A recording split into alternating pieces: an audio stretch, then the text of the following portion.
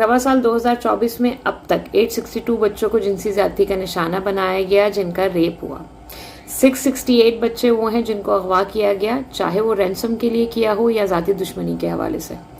82 बच्चे मिसिंग हैं, नहीं पता कि उनको कत्ल कर दिया गया, उनको अगवा किया गया या वो बच्चे खुद अपने घर से चले गए।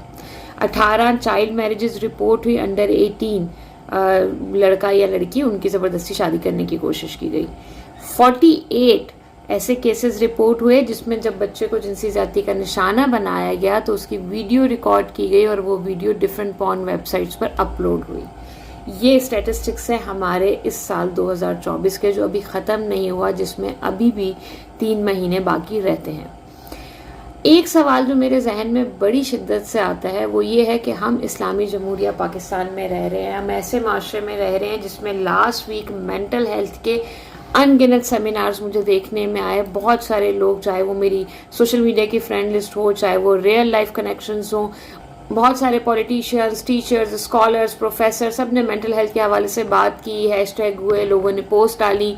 लेकिन मेरा सवाल ये है कि क्या आपको नहीं लगता कि दिन ब दिन हमारे इर्द गिर्द जो ये जहनी मरीज लोग हैं वो बढ़ते चले जा रहे हैं। मेंटल हेल्थ डे पे जब मैं उठी तो मैंने ये न्यूज़ देखी कि फेडरल बी एरिया कराची में 3 साल की बच्ची को पड़ोसी ने, जो रिक्शा ड्राइवर था, पहले ज्यादती का निशाना बनाया और उसके बाद जान से मार दिया। और उससे ज़्यादा तकलीफ और दुख की बात यह है कि उसका बाप खुद एक वकील है और इस वक्त वो उम्रे की अदायगी के लिए सबसे मुकद्दस और सबसे खूबसूरत जगह पर मौजूद था। ये चीज़ मेरे और आपके सोचने की है कि ये जो मेंटल हेल्थ इश्यूज़ हैं, जब हम बात करते हैं तो हम यही कहते हैं ना कि जी जिस शख्स ने ये किया तो क्या वो जहनी तौर पे सेहतमंद था? नहीं, वो जहनी तौर पे सेहतमंद नहीं था। और हमारे यहाँ बहुत सारी हस्तियाँ जो हैं वो जहनी बीमारी को एक जो है ना वो निगोशिएशन के लिए इस्तेमाल करती हैं, ये क्लेम करके कि जी हम जहनी तौर पे सेहत नहीं थे, स्टेबल नहीं थे, डिप्रेस थे, इसलिए हमसे ये गुनाह हो गया, इसलिए हमसे ये गलती हो गई, इसलिए हमसे कत्ल हो गया, इसलिए हमसे ये रेप हो गया। मेरा सवाल ये है कि क्या मैं और आप कभी भी बैठकर ये रिफ्लेक्ट करते हैं कि हमारा माशरा किस तरफ जा रहा है? ट्रस्ट मी व्हेन आई से दिस कि ना पॉलिटिशियंस को फ़र्क पड़ता है, ना हुकूमत को फ़र्क पड़ता है, ना जो है वो हमारी सुपर एलीट क्लास को फ़र्क पड़ता है, ना हमारी जो बिल्कुल ही लोअर मिडिल क्लास है या लोअर क्लास है उसको फ़र्क पड़ता है। एक मिडिल क्लास है जिसके अंदर सारी इक़दार होती हैं, रवायात होती हैं, मोरालिटी होती है। हमने लिटरली जूतियाँ रगड़ के कमाना होता है, वो मोरालिटी, वो वैल्यूज़ अपने बच्चों में ट्रांसफ़र करनी होती है, वो अदब, एहतराम, इज़्ज़त, जो जहनी सेहत, लोगों का ख्याल करना, लोगों के माल का, इज़्ज़त का, उनके बच्चों का ख्याल करना बिल्कुल ऐसे जैसे आपके अपने हों। ये वो सारे इक़दार हैं जो वो मिडिल क्लास में रहते हैं। लेकिन क्या हमारे अंदर रह गए? आप टिकटॉक उठाकर देखें, आप सोशल मीडिया उठाकर देखें, मेरे आपके जैसे घरों की ख़वातीन जो हैं वो सब नाचने पर लगे हुए हैं। और वो सारे गाने जो इंडियन मूवीज़ के अंदर या वेब सीरीज़ में आते हैं और जिसमें वो बेसिकली या तो रकासा बनी होती हैं या किसी ऐसे इलाके या किसी ऐसे नाम पर होती हैं जो प्रोस्टिट्यूशन से जुड़ा हुआ है, वही सारी रीएनेक्टमेंट लोग घर में बैठ के कर रहे हैं। मियाँ बीवी खड़े हुए हैं। मुझे इतनी हैरत हुई वो वीडियो देखकर कि मियाँ बीवी उस वीडियो में खड़े हुए हैं और वो दोनों क्या बना रहे हैं, किसी बहुत ही प्रोस्टिट्यूट का वो गाना था जिसके ऊपर वो रीएनेक्ट कर रहे हैं, अपने घर के अंदर पीछे बच्चे घूम रहे हैं। क्या ये चीज़ आम होना मेरे और आपके माशरे को बर्बाद नहीं कर रहा? क्या है हमारी मेंटल हेल्थ के ऊपर इफेक्ट नहीं कर रहा? एक वो शख्स जो रिक्शा चला रहा है उसके हाथ में स्मार्टफोन है, वो सारी पॉर्न वेबसाइट्स को, सॉफ्ट पॉर्न, हम जो ये टिकटॉक पर देख रहे हैं, सोशल मीडिया पर देख रहे हैं, उसको सॉफ्ट पॉर्न कहते हैं, वो उसको एक्सपोजर भी है और उसके पास वो मौजूद भी है। खाने को मौजूद है या नहीं है, हर दूसरे बंदे के हाथ में स्मार्टफोन है और वो स्मार्टफोन लेकर बैठा हुआ है और वो ये सारी चीज़ें देख रहा है। और वही चीज़ें जब उसको रियल लाइफ के अंदर अपॉर्चुनिटी मिलती है उसको इम्प्लीमेंट करने की तो वो करता है। लेकिन इस सब के लिए मैं, आप या हमारी स्टेट क्या कर रही है? कुछ भी नहीं। हम इतनी हेडलाइंस देखते हैं। पहले एक ज़माना था कि हम ये देखते हैं, सुनते थे कि किसी बच्ची के साथ ये हुआ तो दिनों नींद नहीं आती थी। अब आप 2 मिनट के बाद अगली न्यूज़ पर मूव कर जाते हैं।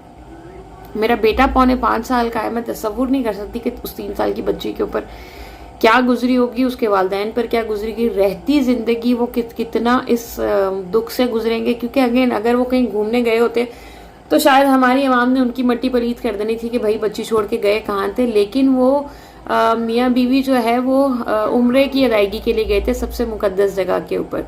तो ये चीज़ मेरे और आपके सोचने की ज़रूरत है कि हमारे हाथों में ये जो गैजेट या डिवाइस है इससे हम क्या काम ले रहे हैं, क्या देख रहे हैं, हमारे इर्द गिर्द लोग क्या देख रहे हैं, क्या हो रहा है।